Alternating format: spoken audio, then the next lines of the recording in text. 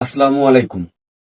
নেইমারের সাথে অবিশ্বাস্য এক ভুল করে বসলেন চতুর্থ ম্যাচ রেফারি। বারবার নেইমারের সাথে এমনটাই হয়। নেইমারের সাথে কেনই হয়? নেইমারের সাথে রেফারি যেই ভুলটা করলেন, এই ভুলের খেসারত কি নেইমারকে দিতে হবে? কিংবা বিশ্বকাপের স্কোয়াডে নেইমারের নাম থাকা নিয়ে কতটা প্রভাব পড়তে পারে? সেসব নিয়ে আসলে আপনাদের সাথে কথা বলতে চাই। প্রথমে বলতে চাই নেইমারের কে মাঠে কিছুটা অস্বস্তি বোধ করতে দেখা গেছে। নেইমারের ইনজুরিটা আসলে গুরুতর কি কিনা বা ইনজুরি হয়েছে কিনা সেসব নিয়ে প্রথমে আপনাদের আপডেট দিয়ে রাখি।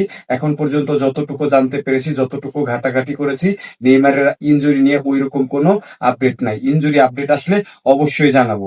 এখন আসি নেইমারের সাথে রেফারি যেটা করলেন, সেটা আসলে নেইমারের সাথে যা করেছেন, আহ, উম, মনে হয় যে সবজিখোর কিছু রেফারি থাকে না, সবজি না খেলে মাথা ঠিক থাকে না, ঠিক সেইরকম একটা কাজ হয়তো রেফারি করে বসেছেন।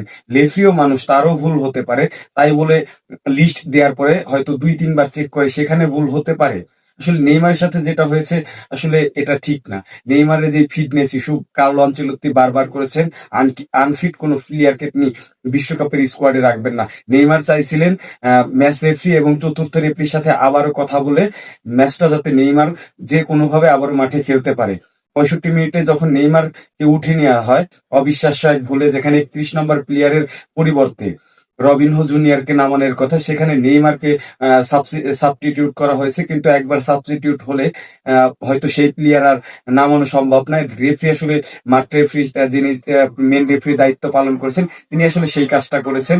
এটি আসলে যৌক্তিক। কিন্তু নেইমারের সাথে চতুর্থ রেফারি যেটি করলেন, এটি আসলে কোনো কিছুর আভাস দিচ্ছে কিনা নেইমারকে আসলে বিশ্বকাপ কে স্কোয়াডে না নিয়ে অন্য কাউকে নিয়ে যাওয়ার এরকম কোনো কিছু হলেও হতে পারে। আসলে এগুলো এখনো বলা যাবে না। শেষ পর্যন্ত ব্রাজিলের যে বিশ্বকাপ স্কোয়াড দেওয়ার কথা আগামীকাল, সেই স্কোয়াডে আসলে নেইমার জুনিয়রের নাম থাকে কিনা, তারপরে আসলে সব জল্পনা কল্পনার অবসান ঘটবে।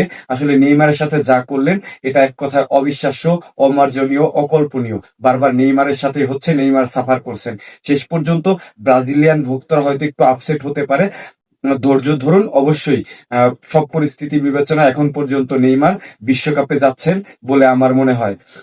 নেইমারের আসলে এই যে ঘটনা কাণ্ড, নেইমারের খেলায় কিংবা বিশ্বকাপ স্কোয়াডের থাকা নিয়ে কোনো প্রভাব পড়তে পারে কিনা, আপনি যদি মনে করেন কোনো প্রভাব পড়তে পারে, সেটি আসলে আপনার মন্তব্য মতামত কমেন্ট সেকশনে জানাতে পারেন। পরবর্তী ভিডিও দেখার জন্য আমন্ত্রণ জানিয়ে এই ভিডিও এখানে শেষ করছি। আল্লাহ হাফেজ।